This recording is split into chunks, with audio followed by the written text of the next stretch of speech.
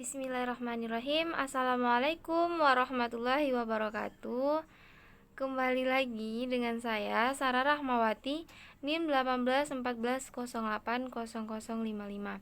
Saya berasal dari jurusan Tadris IPA Fisika B18 dengan dosen pembimbing Dr. Milyasari, SPD dan MSI. Baik, selanjutnya di sini saya akan menjelaskan materi biofisika tentang biolistrik dan magnet. Ada 7 subtopik pembahasan. Yang pertama, menjelaskan sistem saraf dan neuron pada tubuh manusia. Yang kedua, itu menjelaskan mekanisme kelistrikan pada sistem saraf dan neuron dalam menyampaikan rangsangan. Yang ketiga, menjelaskan pentingnya konsentrasi ion dalam tubuh manusia. Yang keempat, menguraikan peristiwa kelistrikan pada otot jantung. Yang kelima, menguraikan sistem kerja EEG, EKG, dan EMG dalam memeriksa kesehatan. Yang keenam, menjelaskan kelistrikan pada belut listrik. Selanjutnya, terakhir itu menguraikan konsep magnet dan kemagnetan pada tubuh makhluk hidup dan pengaruhnya pada migrasi beberapa hewan. Nah, yang pertama menjelaskan sistem saraf dan neuron pada tubuh manusia. Sistem saraf adalah sistem kompleks yang berperan dalam mengatur dan mengordinasikan seluruh aktivitas tubuh. Sistem ini memungkinkan Anda untuk melakukan berbagai kegiatan seperti berjalan, berbicara, menelan, bernapas, serta semua aktivitas mental termasuk berpikir, belajar, dan mengingat. Nah, ini juga membantu Anda untuk mengontrol bagaimana tubuh bereaksi dalam keadaan darurat. Nah, di sini ada anatomi dan bagian sistem saraf. Secara garis besar, terdapat bagian sistem pusat manusia. Nah, ini gambarnya. Yang pertama itu otak. Nah, otak ini adalah mesin pengendali utama dari segala fungsi tubuh, seperti yang disebutkan yang saya jelasin tadi, bahwa organ ini merupakan bagian dalam sistem saraf pusat manusia. Jika saraf manusia ini merupakan pusat kontrol tubuh, maka otak adalah markas besarnya.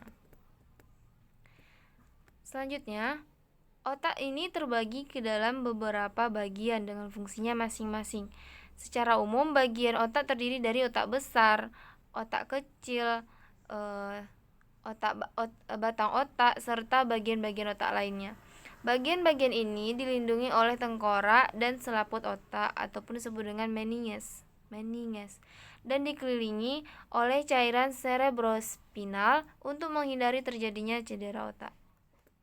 Lalu yang kedua itu ada sumsum tulang belakang atau sumsum tulang punggung.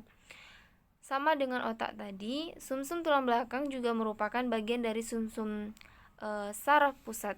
Sumsum tulang belakang langsung terhubung ke otak melalui batang otak dan kemudian mengalir sepanjang ruas tulang belakang. Saraf tulang belakang berperan dalam aktivitas sehari-hari dengan mengirimkan sinyal dari otak ke bagian lain dari tubuh dan memerintahkan otot untuk bergerak. Selain itu, sumsum tulang belakang juga menerima masukan sensorik dari tubuh, memprosesnya, dan mengirimkan informasi tersebut ke otak. Lalu ada sel saraf atau neuron. Bagian yang tak kalah penting dari anatomi sistem saraf ini adalah sel saraf sendiri atau disebut neuron. Fungsi sel saraf atau neuron ini adalah mengantarkan impuls saraf. Berdasarkan fungsinya, neuron terbagi ke dalam 3 jenis, yaitu neuron sensorik yang membawa pesan ke saraf pusat, neuron motorik yang membawa pesan dari saraf pusat, serta interneuron yang menghantarkan pesan di antara neuron sensorik dan motorik di saraf pusat. Setiap neuron atau sel saraf ini tersebut terdiri dari 3 bagian atau struktur dasar anatomi neuron tersebut. Yang pertama, badan sel. Nah, badan sel ini yang memiliki inti. Yang kedua, dendrit yang berbentuk seperti cabang atau berfungsi menerima stimulus dan membawa impuls ke badan sel. Selanjutnya ada akson, yaitu bagian dari sel saraf yang membawa impuls keluar dari badan sel.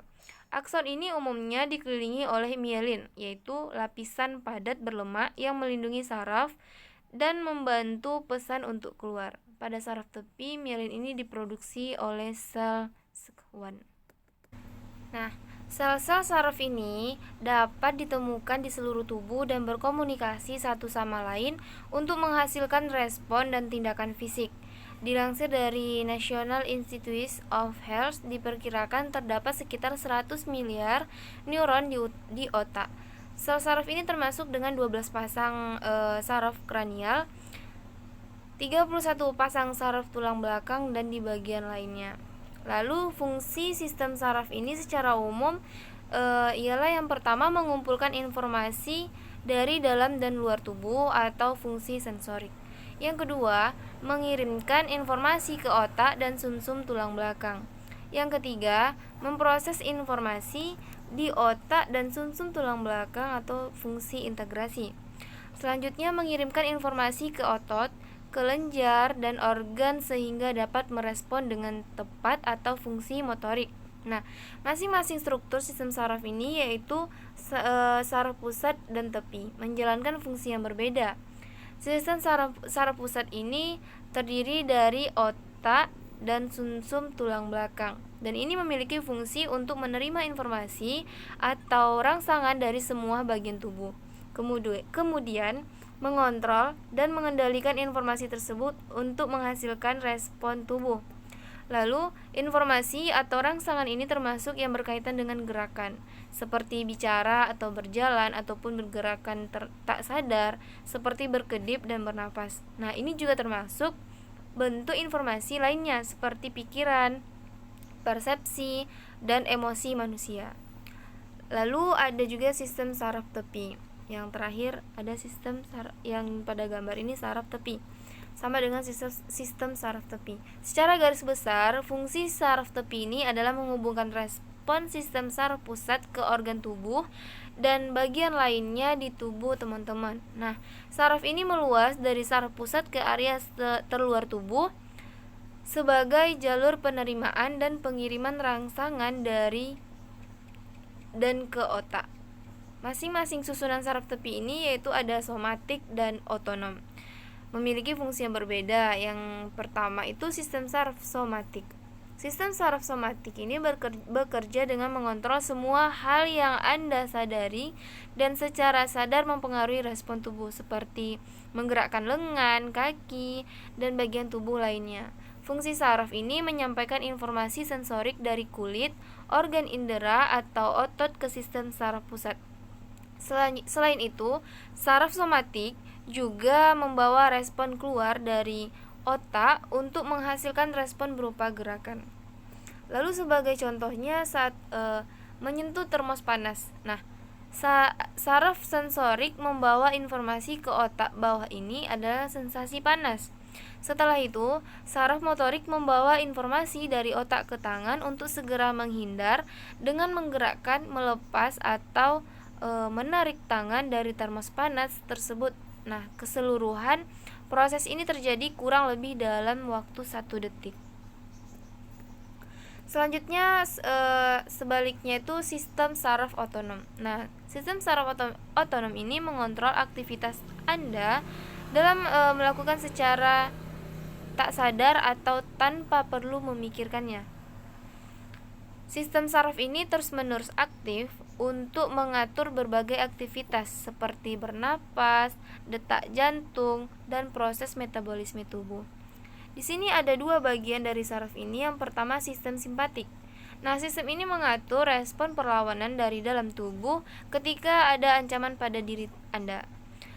Sistem ini juga mempersiapkan tubuh untuk mengeluarkan energi dan menghadapi potensi ancaman di lingkungan.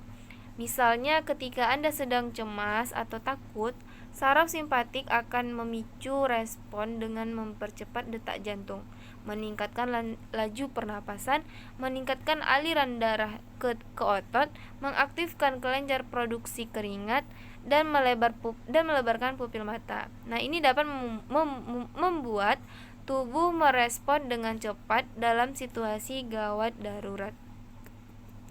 Lalu ada bagian kedua, yaitu ada sistem parasimpatik. Sistem ini gunanya menjaga fungsi tubuh normal setelah ada sesuatu yang mengancam diri Anda. Setelah ancaman berlalu, sistem ini akan memperlambat jantung, memperlambat pernapasan, mengurangi aliran darah ke otot, dan menyempitkan pupil mata. Nah, ini memungkinkan kita untuk mengembalikan tubuh ke kondisi normal. Nah, lalu penyakit sistem saraf.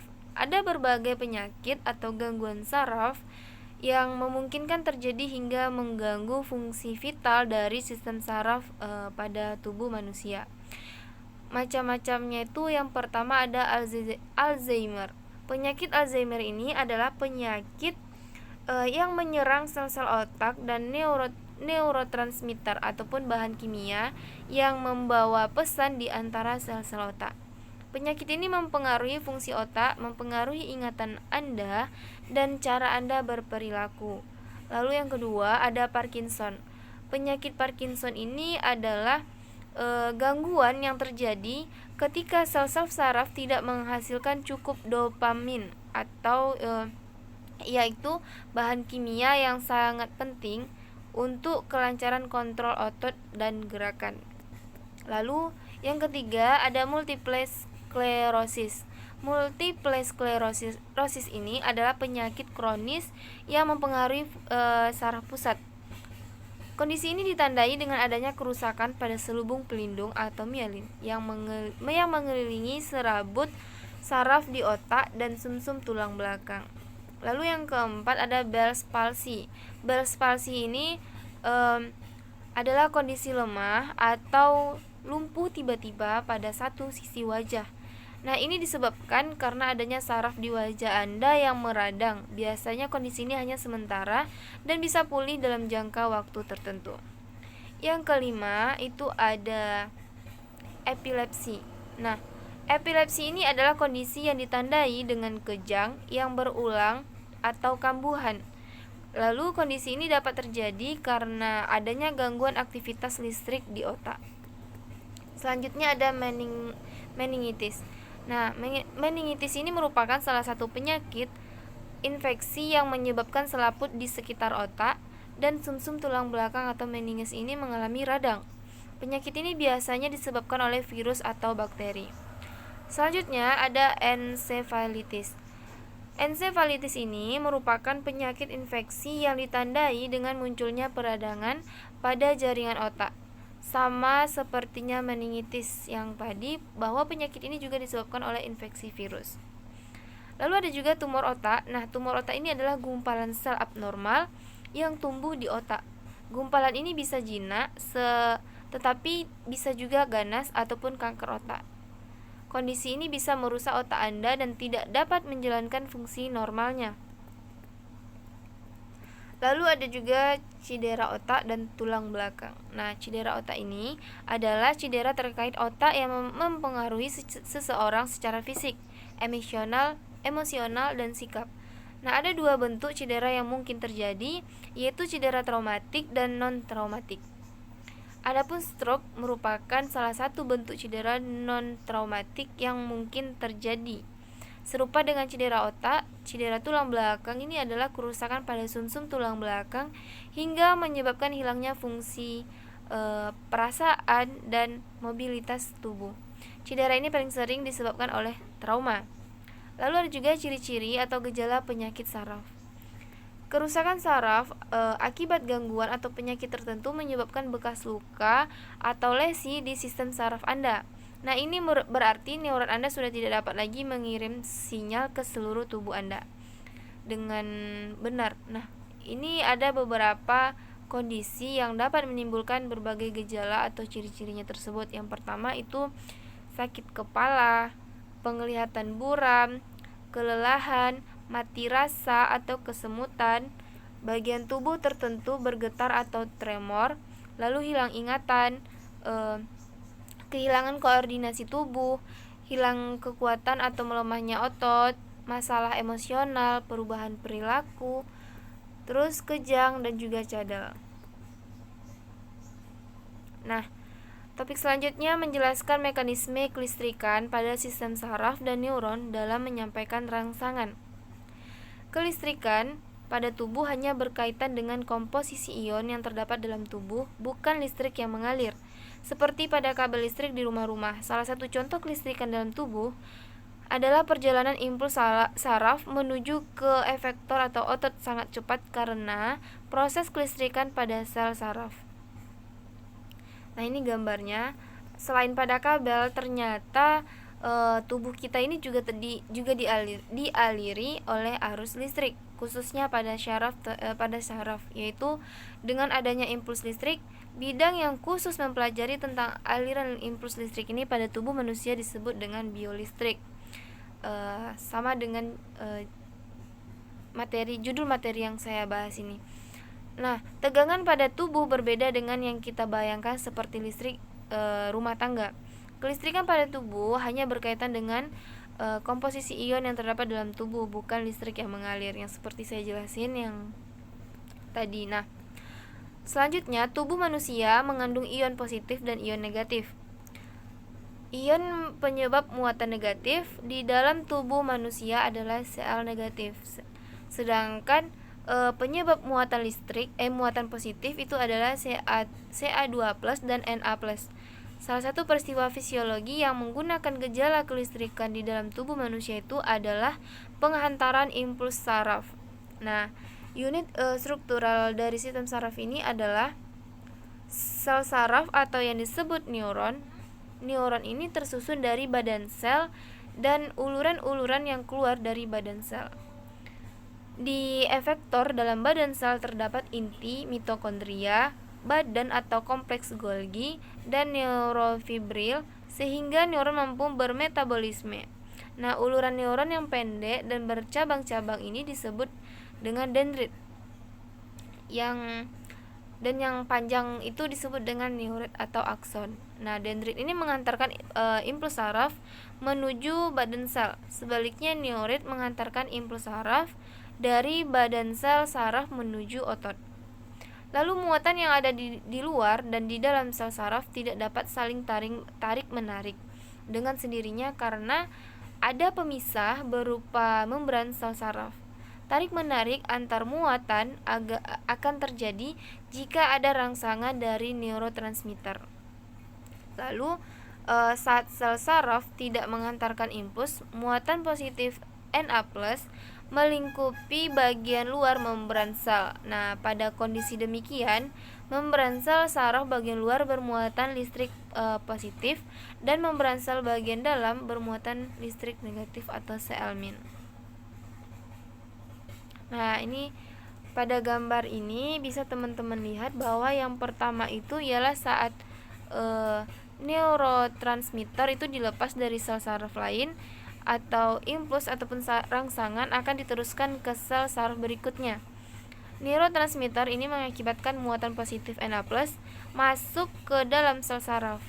Nah, gambar yang kedua itu yang ada di tengah itu saat muatan positif Na+ masuk ke dalam sel saraf melewati membran sel. Rangsangan listrik mengalir ke ujung akhir sel saraf. Nah, yang ketiga itu saat rangsangan telah mencapai ujung sel saraf, neurotransmitter akan dilepas kembali menuju sel saraf lain atau sel saraf tujuan. Nah, setiap manusia memiliki sistem saraf yang dapat mengontrol gerak otot. Sistem saraf terdiri atas sel-sel saraf ini berfungsi untuk menerima, mengolah, dan mengirim rangsangan yang diterima panca indera. Rangsangan ini disebut dengan impuls. Nah, setiap sel saraf terdiri ada 3 bagian, yaitu badan sel saraf, dendrit, dan akson atau neurit.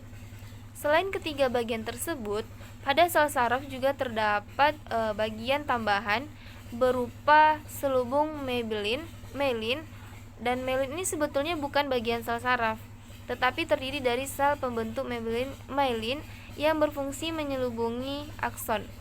Nah, berdasarkan keberadaan myelin ini, terdapat 2 macam neuron, yaitu neuron yang berselubung myelin dan neuron yang tidak berselubung myelin. Agar dapat mengetahui Sel saraf lebih lanjut, di sini ada juga beberapa gambar, ada gambar berdasarkan keberadaan myelin yang saya jelasin tadi. Ini gambarnya. Nah, dari gambar tersebut ada bagian sel saraf yang pertama itu dendrit. Bisa teman-teman lihat ada tulisan dendrit di sini yang paling ujung itu, bahwa dendrit ini penonjolan badan sel yang bercabang-cabang dan berbentuk seperti cabang pohon. Lalu fungsinya ini untuk menerima impuls dari sel lain dan merusakkannya ke badan sel, meneruskannya ke dalam sel. Lalu ada juga badan sel. Nah, di dalamnya terdapat inti sel yang dikelilingi oleh sitoplasma. Sitoplasma mengandung organel sel seperti mitokondria, ribosom, badan Golgi, dan retikulum endoplasma khusus milik sel saraf yang disebut dengan badan misel. Nah, ini berfungsi untuk meneruskan impuls dari dendrit ke akson. Lalu ada juga akson atau neurit. Nah, pada akson dan neurit ini penonjolan badan sel berbentuk panjang dan silinders. Bisa teman-teman lihat bahwa setiap satu sel saraf hanya memiliki satu akson. Ujung akhir akson ini disebut dengan terminal akson. Terminal ini memiliki beberapa percabangan dan berbonggol. Pada bonggol inilah akan dilepaskan neurotransmitter dan disebut sebagai bonggol sinaptik. Nah, ini berfungsi untuk meneruskan impuls dari badan sel saraf ke sel saraf lainnya atau ke sel otot ataupun ke sel kelenjar. Pada bonggol sinaptik ini terjadi proses sinapsis, yaitu komunikasi antara sel saraf satu dengan yang lain ataupun sel saraf dengan sel otot dan sel kelenjar menggunakan neurotransmitter. Lalu yang keempat, myelin. Nah, selubung lemak berlapis-lapis dihasilkan oleh sel SEF1.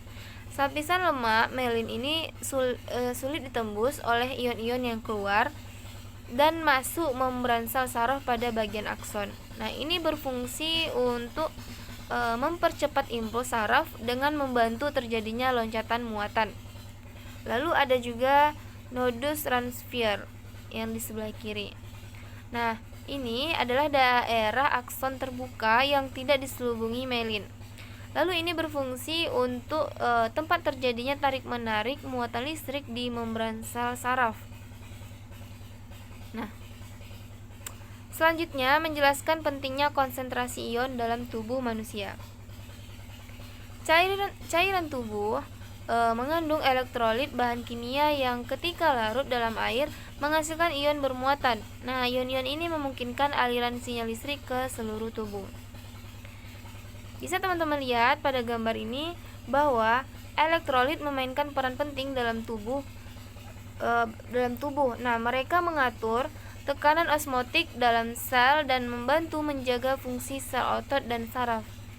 Jika kadar elektrolit terlalu rendah atau terlalu tinggi, fungsi sel dan organ akan menurun, yang dapat menyebabkan kondisi yang mengancam jiwa.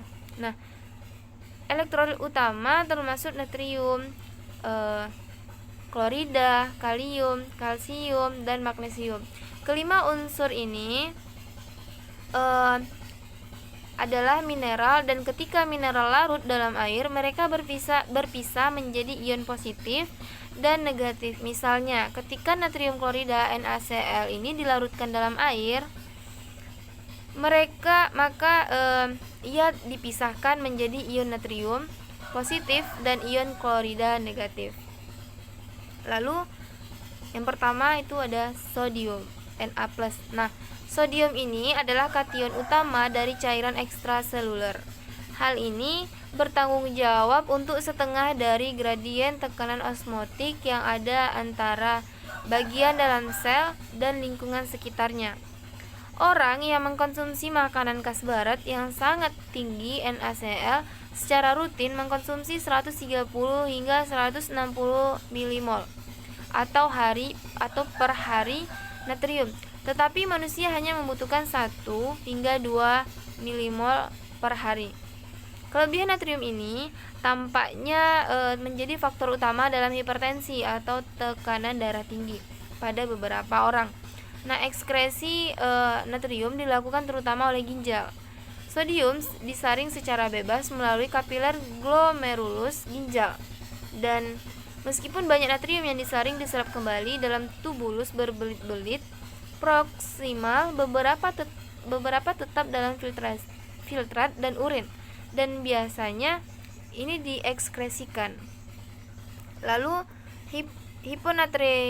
hiponatremia adalah konsentrasi natrium yang lebih rendah dari normal, biasanya terkait dengan akumulasi air berlebih dalam tubuh yang melarutkan natrium. Kehilangan total natrium mungkin disebabkan oleh penurunan asupan ion ditambah dengan ekskresi terus-menerus dalam urin. Lalu ada kalium. Kalium ini adalah kation intraseluler utama. Nah, ini untuk membantu membangun potensi membran istirahat dalam neuron dan serat otot setelah depolarisasi membran dan potensi aksi. Berbeda dengan natrium, kalium memiliki efek yang sangat kecil pada tekanan osmotik.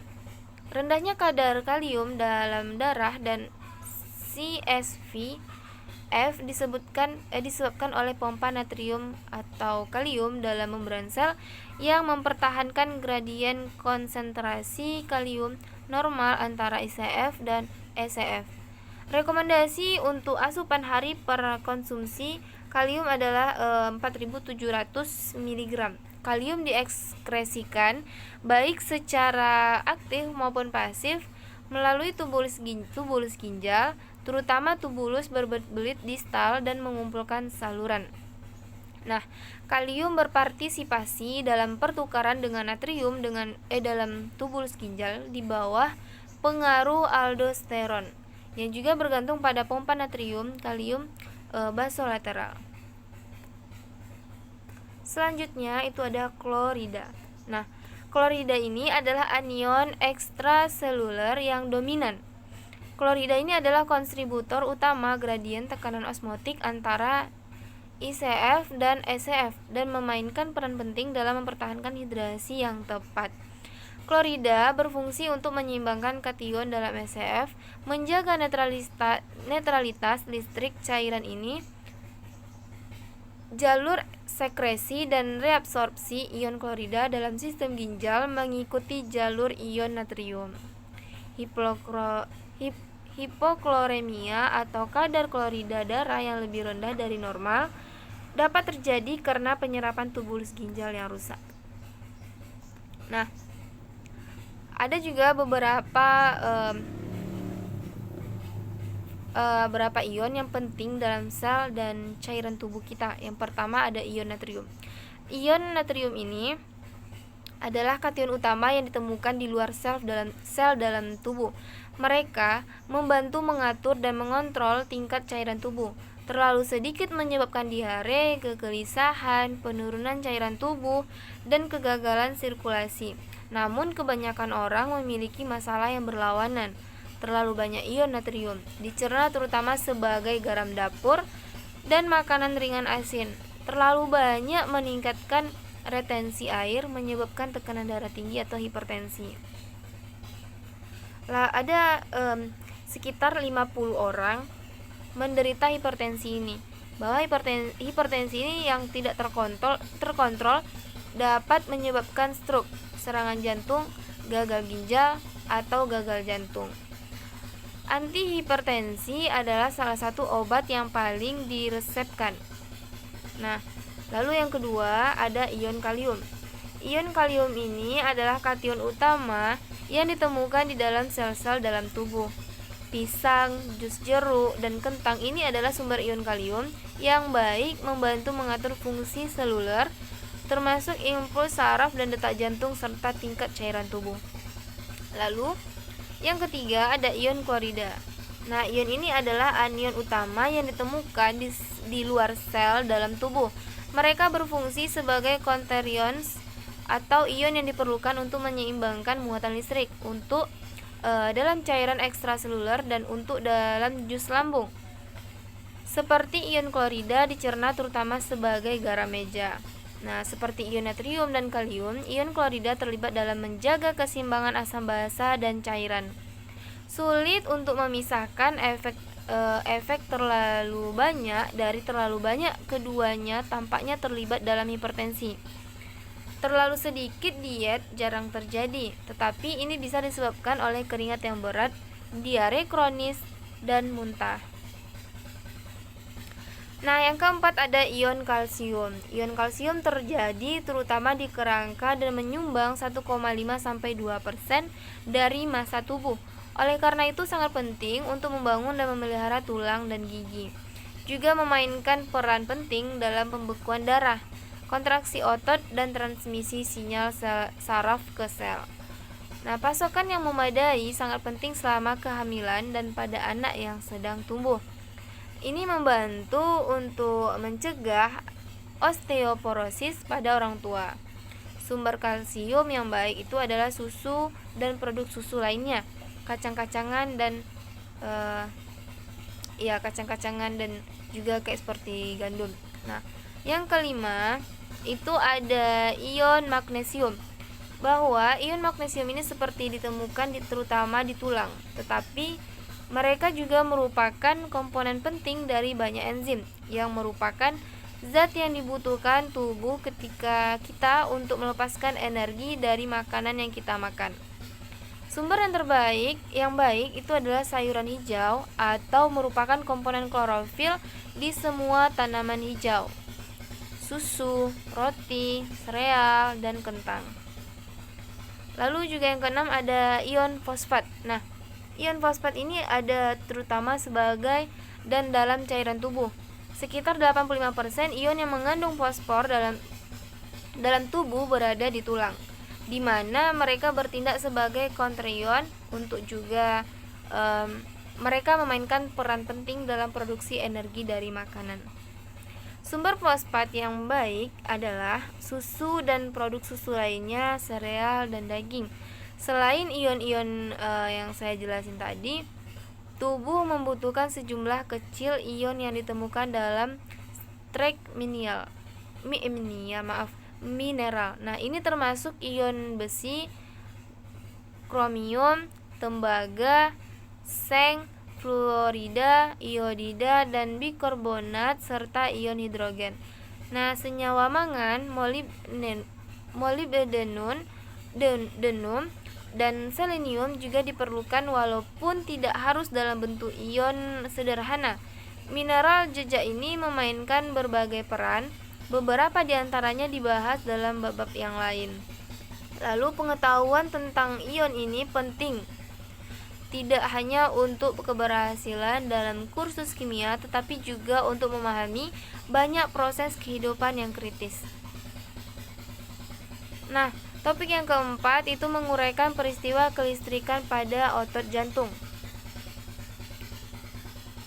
Jantung memiliki 4 bagian, yaitu dua ruang atas, atrium kiri dan atrium kanan, yang disinkronisasi untuk kontraksi secara bersamaan. 2 ruang yang lain yaitu 2 ruang bawah, ventrikel kiri dan kanan. Lalu atrium kanan menerima darah vena dari tubuh dan memompanya ke ventrikel kanan. Selanjutnya, ventrikel ini memompa darah melalui paru-paru. Kemudian, darah mengalir ke atrium kiri. Dan kontraksi atrium kiri ini mengalir ke darah ke ventrikel kiri yang kontrak dan memompanya ke dalam sirkulasi umum, yaitu darah melewati pembuluh kapiler ke pembuluh vena dan kembali ke atrium kanan. Nah, selanjutnya aktivitas kelistrikan otot jantung. Jantung mempunyai aktivitas listrik meliputi sinoatrionodus, atrioventricular nodus, berkas His, dan serabut Purkinje. Nah, inilah poin penting dalam pembacaan EKG. Listrik jantung dihasilkan oleh adanya reaksi sel jantung dengan ion Na+. Sel membran otot jantung atau miokardium berbeda dengan saraf dan otot bergaris. Saraf dan otot bergaris ini memerlukan rangsangan supaya ion Na+ masuk ke dalam sel. Proses masuknya ion Na+ ke dalam sel ini disebut dengan proses depolarisasi. Sedangkan depolarisasi ini pada sel otot jantung, ion Na+ mudah bocor atau tidak memerlukan rangsangan dari luar. Setelah repolarisasi komplit, ion Na+ akan masuk lagi ke dalam sel yang disebut dengan depolarisasi spontan. Dan depolarisasi spontan ini menghasilkan gelombang depolarisasi untuk seluruh otot miokardium. Depolarisasi sel membran otot jantung oleh perambatan potensial aksi menghasilkan kontraksi otot sehingga terjadi denyut jantung.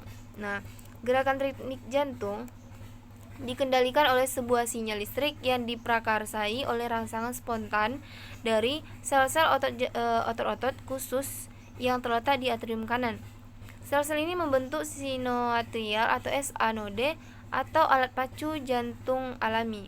SA node berdetak secara berkala sekitar 72 kali per menit. Namun, laju detak dapat ditingkatkan atau dikurangi dengan saraf eksternal untuk mengetahui respon jantung terhadap kebutuhan darah tubuh serta rangsangan lainnya. Nah, sinyal listrik dari SA node memulai depolarisasi saraf dan otot dari kedua atrium.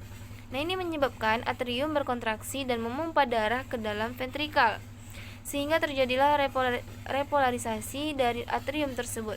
Sinyal listrik kemudian lolos ke anterioventrikular atau AV node yang mengawali depolarisasi ventrikal kanan dan kiri. Nah, ini menyebabkan mereka kontrak dan memaksa darah masuk ke dalam paru dan sirkulasi umum. Saraf dan otot ventrikal ini kemudian mengalami repolarisasi dan siklus dimulai lagi. Nah, ini gambarnya bisa teman-teman lihat. Dari gambar ini bisa saya terangkan bahwa SA node memulai, mungkin tulisannya kurang jelas, tetapi saya akan menjelaskan bahwa SA node memulai gelombang depolarisasi dari atrium kanan ke atrium kiri dalam 70 sekon. Nah, ini terjadi kontraksi atrium. Lalu gelombang depolarisasi berlanjut ke AV node, dan AV node ini mengalami depolarisasi.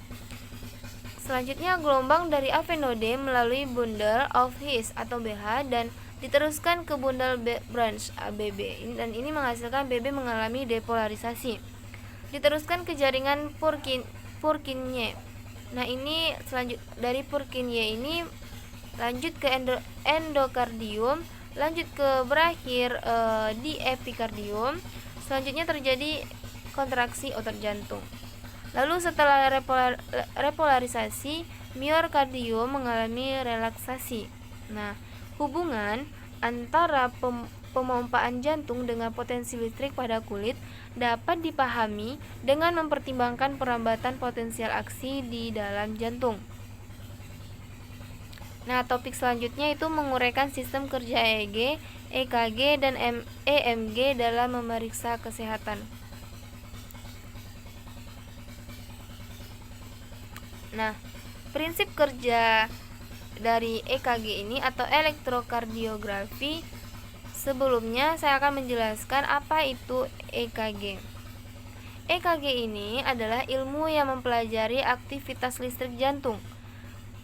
EKG ini adalah suatu grafik yang menggambarkan rekaman listrik jantung. Lalu EKG ini ialah suatu metode untuk mempelajari kerja otot jantung sehingga dapat membantu diagnosis abnormalitas jantung dan kecenderungan atau perubahan fungsi jantung. EKG ini adalah alat untuk melakukan elektrokardiografi, sedangkan elektrokardiogram adalah kertas yang mencatat grafik variasi-variasi potensial listrik yang disebabkan oleh eksitasi otot jantung dan terdeteksi pada permukaan tubuh. Lalu ada juga manfaat dari EKG ini. Yang pertama, aritmia jantung. Kedua, hipertrofi atrium dan ventrikel. Yang ketiga, iskemia dan infark myocard. Yang keempat, efek obat-obatan terutama digitalis dan anti aritmia. Lalu ada juga gangguan keseimbangan elektrolit khususnya kalium dan penilaian fungsi pacu jantung. Yang selanjutnya ada prinsip dasar kerja EKG. Prinsip dasar kerja EKG ini, aktivitas elektrik ditimbulkan oleh sel jantung sebagai ion yang bertukar melewati membran sel.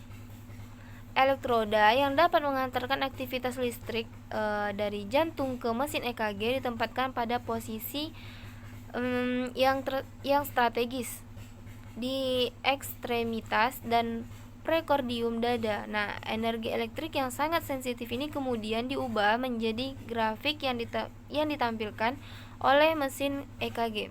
Tampilan ini disebut dengan elektrokardiogram. Kontraksi jantung dipresentasikan dalam bentuk gelombang pada kertas EKG dan dinamakan gelombang P, Q, R, S, dan T. Bentuk gelombang ini ditunjukkan pada defleksi terhadap garis isoelektrik atau garis yang menunjukkan tidak adanya energi. Garis isoelektrik ini dapat ditentukan dengan melihat interval dari T hingga P. Lalu dapat diketahui bahwa gelombang P itu adalah defleksi positif yang pertama dan mempresentasikan depolarisasi atrium. Gelombang Q itu ialah defleksi negatif pertama setelah gelombang P. Gelombang R itu ialah defleksi positif pertama setelah gelombang P. Lalu gelombang S itu merupakan defleksi negatif setelah gelombang R. Bentuk gelombang QRS biasanya dilihat sebagai satu unit dan mempresentasikan depolarisasi ventrikel. Gelombang T mengikuti gelombang S dan bergabung dengan kompleks QRS sebagai segmen ST. Dan gelombang T mempresentasikan kembalinya ion ke dalam sisi atau appropriate dalam membran sel. Nah, ini sama dengan relaksasi dari serabut otot dan menggambarkan repolarisasi ventrikel. Dan yang terakhir itu ada interval QT, itu merupakan waktu antara gelombang Q dan gelombang T. Nah, ini selanjutnya ada EEG, elektroencephalografi.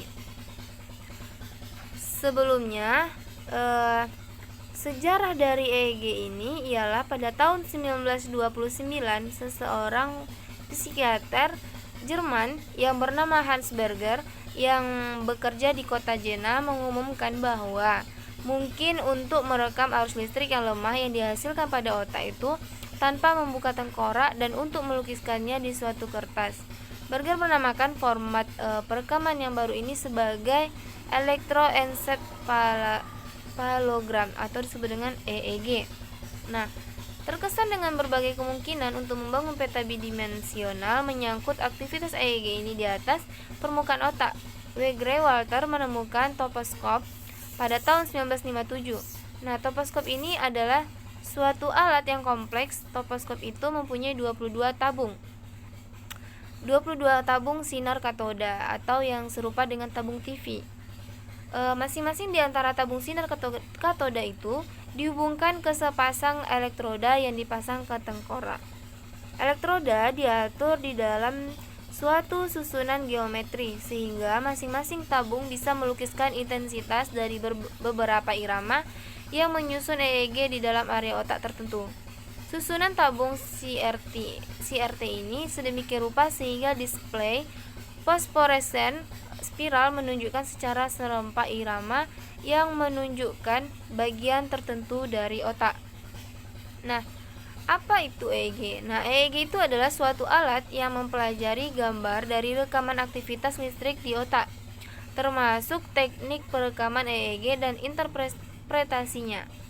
Neuron-neuron di korteks otak mengeluarkan gelombang-gelombang listrik dengan voltase yang sangat kecil atau MV, yang kemudian dialirkan ke mesin EEG untuk diamplifikasikan sehingga terekamlah elektroencephalogram yang ukurannya cukup untuk dapat ditangkap oleh mata. membaca EEG sebagai gelombang alfa, beta, theta, dan sebagainya. Nah, langsung saja kita jelaskan ke prinsip kerja EEG. Prinsip kerja EEG ini, elektroda EEG ukurannya lebih kecil daripada elektroda ECG. Elektroda EEG ini dapat diletakkan secara terpisah pada kulit kepala atau dapat dipasang pada penutup khusus yang dapat diletakkan pada kepala pasien. Tunggu sebentar ya guys.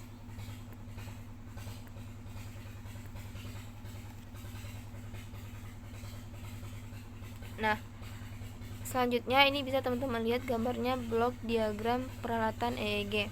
Nah, blok diagram peralatan EEG ini yang pertama ada amplifier, yang kedua ada kontrol sensitivitas, yang ketiga filter, yang keempat ada sistem penulisan, yang kelima ada noise, yang keenam ada penggerak kertas, lalu juga ada saluran. Nah, selanjutnya ada EMG atau elektromiografi. Sebelum itu, saya akan menjelaskan apa itu EMG. Nah, EMG ini adalah teknik untuk mengevaluasi dan rekaman aktivitas listrik yang dihasilkan oleh otot rangka. EMG ini dilakukan menggunakan alat yang disebut elektromiograf untuk menghasilkan rekaman yang disebut dengan elektromiograf. Sebuah elektromiograf ini mendeteksi potensial listrik yang dihasilkan oleh sel-sel otot ketika sel-sel ini elektrik atau neurologis diaktifkan. Nah, sinyal dapat dianalisis untuk mendeteksi kelainan medis, tingkat aktivasi, perintah rekrutmen, atau untuk menganalisa biomekanik gerakan manusia atau hewan. Nah, ada beberapa istilah dari EMG ini. Yang pertama itu elektromiografi. Itu ialah teknik untuk merekam aktivitas kelistrikan yang dihasilkan otot. Lalu ada juga elektromiograf, itu adalah alat diagnostik yang berfungsi untuk menghasilkan rekaman aktivitas kelistrikan otot rangka. Lalu ada juga elektromiogram. Nah, elektromiogram ini ialah hasil rekaman diagnosa kelistrikan otot rangka. Dan juga fungsi dasar dari pemeriksaan EMG ini yang pertama itu untuk membantu membedakan antara gangguan otot primer seperti distrofi otot dengan gangguan sekunder. Lalu untuk membantu menentukan penyakit degeneratif saraf sentral, kerusakan saraf, dan cedera saraf. Lalu yang ketiga itu untuk membantu mendiagnosa gangguan neuromuskular seperti miastenia gravis. Nah, pemanfaatan EMG dalam ilmu kesehatan itu ya banyak. Nah, di sini ada banyak aplikasi untuk penggunaan EMG. EMG digunakan secara klinis untuk diagnosis masalah neurologis dan neuromuskular. Hal ini digunakan diagnosa oleh laboratorium kiprah dan oleh dokter terlatih dalam penggunaan biofeedback atau penilaian ergonomis. EMG juga digunakan dalam berbagai jenis laboratorium penelitian, termasuk mereka yang terlibat dalam biomekanik, kontrol motor, fisiologi neuromuskuler, gangguan gerak, kontrol postural, dan terapi fisik sinyal EMG. Nah, ini digunakan dalam aplikasi klinis dan biomedis. EMG digunakan sebagai alat diagnostik untuk mengidentifikasi penyakit neuromuskuler. Nah, ini menilai nyeri punggung bawah, kinesiologi, dan gangguan kontrol motor. Sinyal EMG ini juga digunakan sebagai sinyal kontrol untuk perangkat palsu seperti buatan tangan, lengan, dan tungkai bawah. Lalu prosedur kerja dari EMG ini ada dua jenis yang digunakan secara luas, yaitu EMG permukaan dan intramuskular atau jarum dan vein kawat. Nah, ini untuk melakukan EMG intramuskular, jarum elektroda atau jarum mengandung dua elektroda kawat halus dimasukkan melalui kulit ke dalam jaringan otot. Nah, seorang yang sudah terlatih atau profesional seperti fisiatris, ahli saraf, atau terapis fisik mengamati aktivitas listrik ketika memasukkan elektroda. Nah, kegiatan insersional memberikan informasi berharga tentang keadaan otot dan saraf yang innervating. Otot normal saat kegiatan istirahat, sinyal-sinyal listrik normal ketika jarum dimasukkan ke dalamnya. Kemudian, aktivitas listrik dipelajari ketika otot yang terdiam. Aktivitas spontan abnormal mungkin menunjukkan beberapa saraf atau kerusakan otot. Kemudian, pasien diminta untuk kontrak otot lancar. Bentuk, ukuran, dan frekuensi potensi unit motor yang dihasilkan tentukan. Nah, kemudian elektroda ditarik beberapa milimeter, dan seringkali kegiatan ini dianalisa sampai setidaknya 10-20 unit telah dikumpulkan. Karena otot berbeda dalam struktur batin, elektroda harus ditempatkan pada berbagai lokasi untuk mendapatkan penelitian yang akurat. Nah, selanjutnya menjelaskan kelistrikan pada belut listrik. Secara ilmiah, belut listrik dikenal dengan bernama Electroporus electricus. Nah, hewan ini adalah sejenis ikan air tawar yang dapat menghasilkan aliran listrik kuat untuk berburu dan membela diri. Walaupun disebut sidat atau belut, ia termasuk anggota ordo Gymnotiformes yang tidak mencakup keduanya. Menurut catatan dari beberapa sumber, belut listrik atau sidat listrik ini mampu mengeluarkan listrik hingga 650 volt. Fungsi utama listrik digunakan untuk berburu dan bertahan membela diri. Sengatan listrik yang tergolong besar ini jelas sangat mematikan mangsa atau lawannya. Kemampuannya menghasilkan sentruman listrik sendiri mengundang decak kagum. Tidak heran jika banyak peneliti tertarik untuk mengetahui lebih jauh tentang fenomena tersebut. Nah, tentang bagaimana cara dan sistem tubuh belut listrik ini hingga memungkinkan mengeluarkan sengatan listrik tinggi, dan itu tanpa bantuan apapun dan semuanya terjadi secara alami. Dalam studi yang dilakukan Kenneth Catania dari Universitas Vanderbilt menemukan belut listrik bisa mengubah kekuatan muatan listrik di tubuhnya pada waktu bernavigasi dan mengalahkan musuhnya. Dan belut listrik ini sendiri ternyata memiliki kemampuan membedakan mode kekuatan muatan arus listrik dari dalam tubuhnya. Jadi, bisa dikatakan jika belut listrik melawan musuh lebih kuat dan lebih besar, ia mampu merubah kekuatan arus listrik menjadi 2 kali lipat untuk bisa mengalahkan musuhnya. Bahkan dari penelitian menunjukkan kekuatan sengatan dari belut listrik ini setara dengan listrik dari 5 soket listrik standar yang dipakai di Amerika Serikat. Jadi bisa dikatakan sengatan dari belut listrik ini tergolong tinggi. Lalu cara kerja belut listrik ini, bagaimana cara kerja belut listrik ini melumpuhkan musuhnya? Nah, yang saya ketahui atau saya baca bahwa 2/3 lebih dari tubuhnya memiliki sel yang disebut dengan elektrosites. Bagian tersebut mampu menyimpan listrik layaknya baterai biologis mini. Saat menghadapi ancaman atau melumpuhkan mangsa, sel-sel segera melepas muatan dalam bentuk bersamaan. Lalu, Catania sendiri telah menghabiskan waktu 3 tahun demi mempelajari perilaku ikan yang hasilnya dari Amerika Selatan tersebut. Dia ingin tahu bagaimana cara belut dapat memanfaatkan medan listrik saat melakukan navigasi pada perairan penuh lumpur yang terletak di cekungan Amazon dan Orinoco. Selain itu, diamati pula tentang caranya mencari mangsa tersembunyi lalu menyentrumnya sampai lemah. Lalu, bagaimana belut listrik menghasilkan listrik? Secara umum, beberapa ratus spesies ikan memiliki organ penghasil listrik. Namun hanya sedikit yang dapat menghasilkan daya listrik yang kuat. Organ penghasil listrik yang dimiliki oleh kebanyakan ikan tersusun dari sel saraf, dan sel otot yang telah mengalami perubahan penting. Bentuk organ listrik seperti piringan kecil yang memproduksi lendir disebut dengan elektrosit, tersusun dan menyatu di bagian atas dari susunan lain yang sejajar.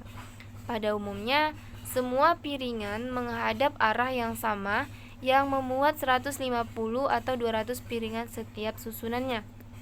Misalnya, pada ikan torpedo terdapat 140 sampai 1000 piringan listrik pada setiap kolom.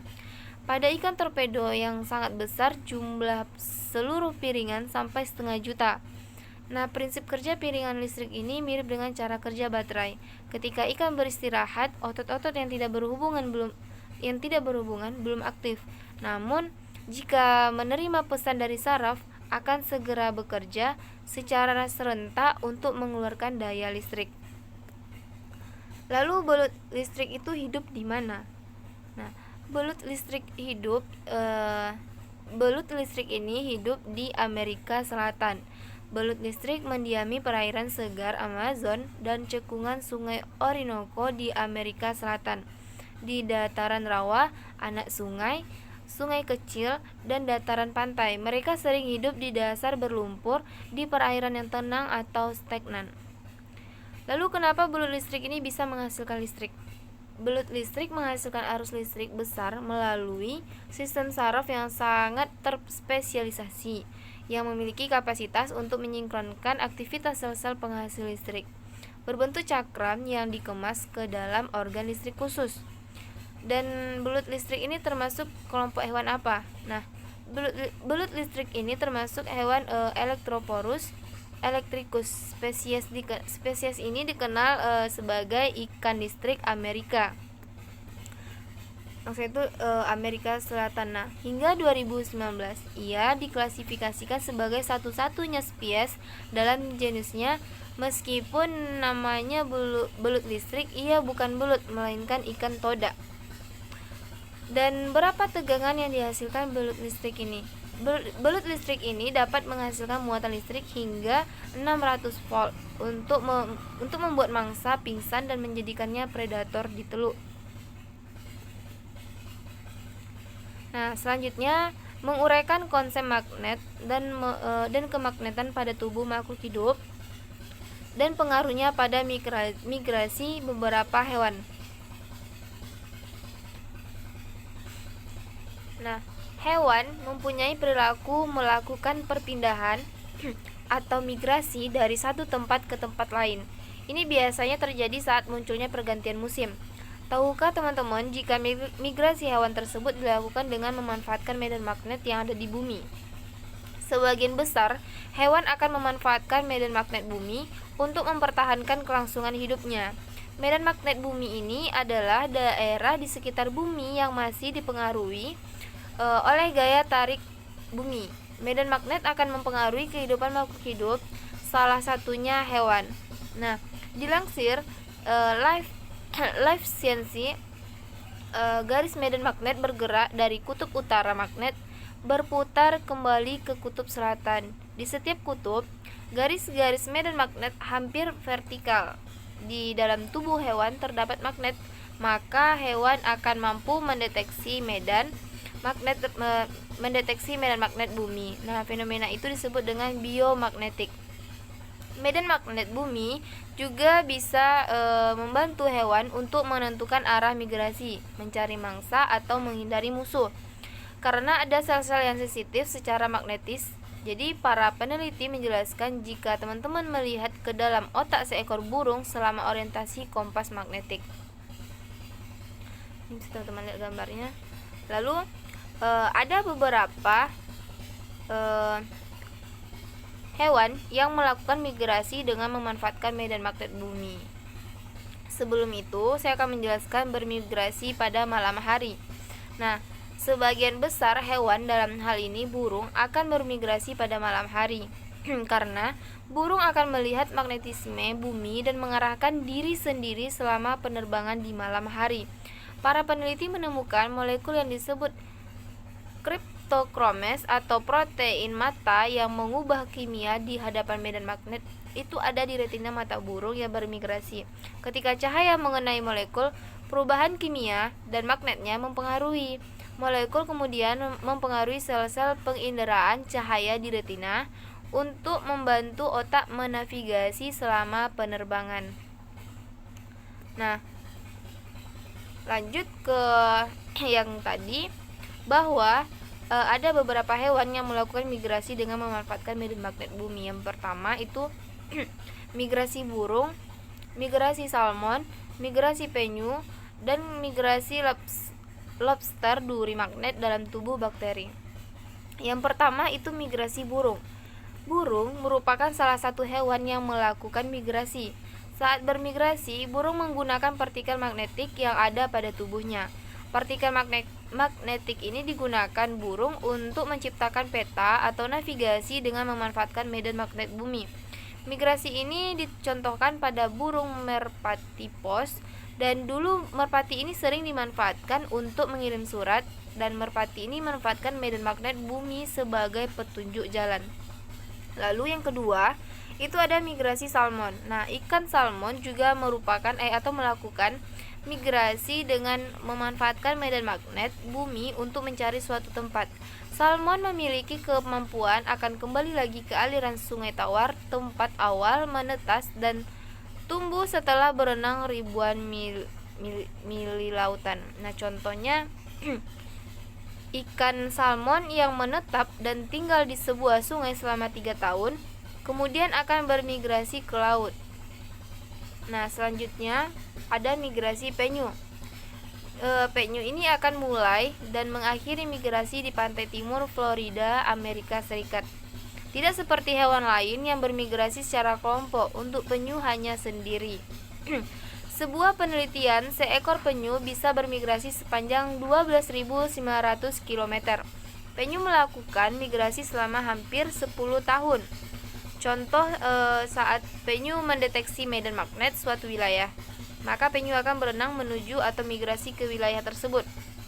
Nah, selanjutnya migrasi lobster duri magnet dalam tubuh bakteri. Duri lobster ini juga bisa merasakan medan magnet bumi dan bisa menyesuaikan diri tetap bergerak menuju arah kutub air. Seorang peneliti bernama Kenneth Lohmann telah mengobservasi kemampuan lobster duri ini untuk mendeteksi magnet. Cara yang dilakukan dengan meletakkan lobster duri ke dalam baik air yang diatur medan magnetnya.